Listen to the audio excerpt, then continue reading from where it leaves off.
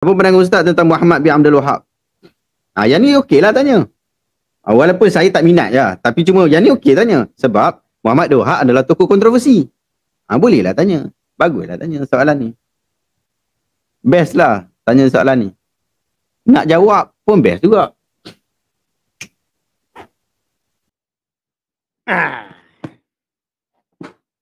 Ini buku best cerita tentang Mawsu'ah Al-Muyassarah, ensiklopedia berkaitan tentang agama-agama, mazhab-mazhab dan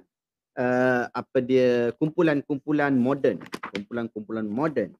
So kita nak tengok dekat sini Muhammad bin Abdul Wahab. Wahabiyah.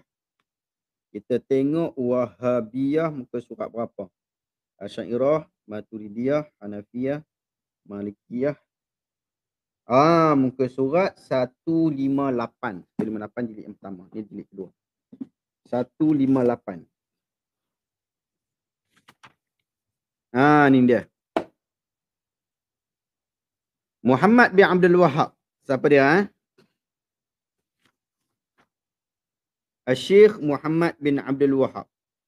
Salah seorang tokoh pendakwah salafiyah yang terkenal. Dia ni adalah seorang Tamimi. Yang duk kata Bani Tamim tu. Bani Tamim tu, dia keturunan Bani Tamim. Dia keturunan Bani Tamim. Dilahirkan di Najd. Pada, kalau ikut tahun Masihiyah senang, 1703 dan meninggal pada 1791. 1791. Dia kurang dalam 200, 300 tahun, 200 tahun lebih yang lepas. Dia dilahirkan di Uyainah, di Riyadh.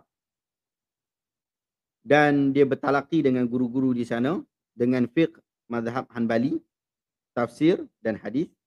Dia menghafal Quran ketika umur dia 10 tahun. Dia hafal Quran umur dia 10 tahun.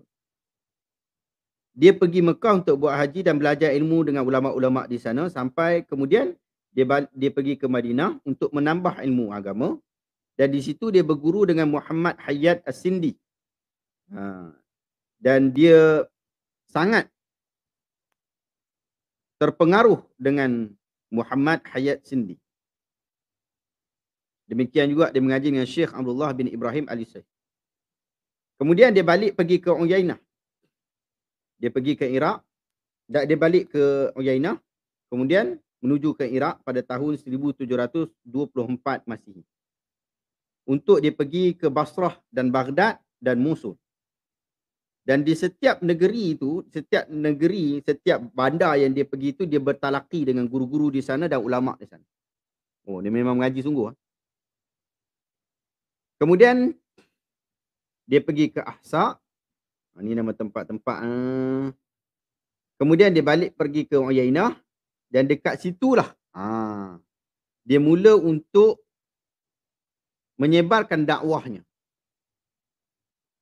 Daripada bersama-sama dengan Osman bin Ma'mar. Yang bersama-sama waktu tu mereka buat kerja dakwah. Dan permulaannya mereka menghancurkan kubur dan kubah.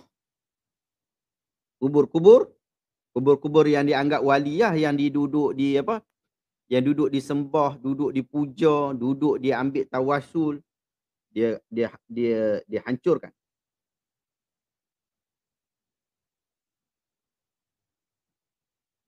Dan demikian juga dilaksanakan pada waktu ketika itu hukuman rejam kepada wanita yang berzina.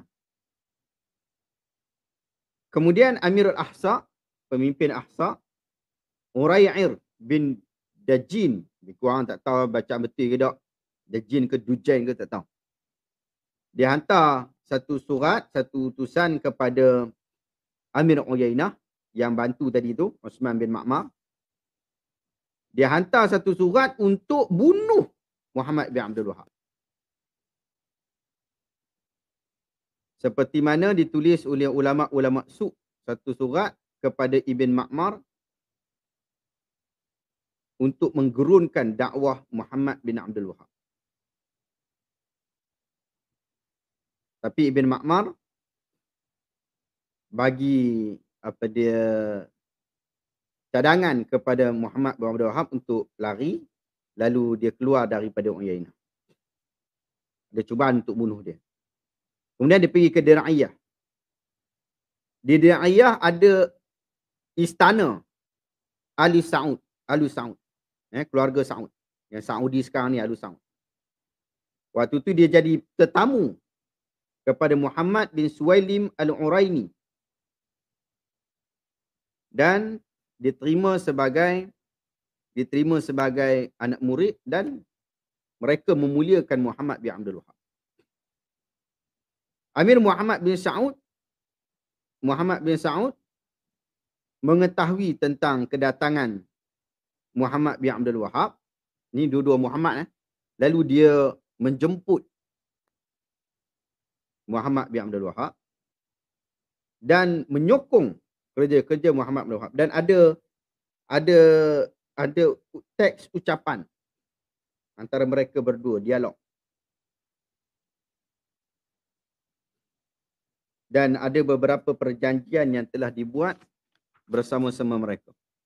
Lalu akhirnya dengan perjanjian-perjanjian itu, maka berlangsunglah usaha sama antara Muhammad bin Abdul Wahab dan Muhammad bin Saud, sehingga akhirnya berlakulah negara yang disebut sebagai Arab Saudi. Kan dua bilah pedang kan. Satu bilah Muhammad bin Saud, satu bilah Muhammad bin Abdul Wahab. Daripada sudut pemikiran Muhammad bin Abdul Wahab ni, dia berpegang kepada manhaj Ahlussunnah wal Jamaah di dalam memahami dalil, dan dia berpegang kepada hal berkenaan.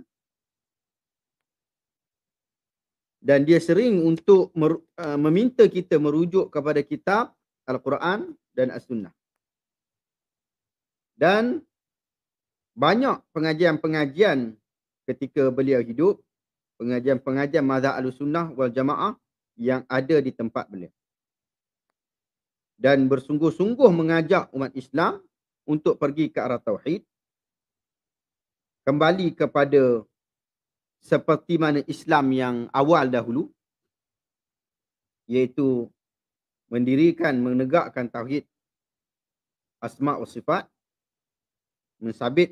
mengisbatkan nama-nama Allah dan sifat-sifat Allah seperti mana Allah Ta'ala menyifatkan dirinya dan seperti mana yang disifatkan oleh Rasulnya, tanpa min ghairi tamsil, tanpa menyamakan Allah dengan sesuatu.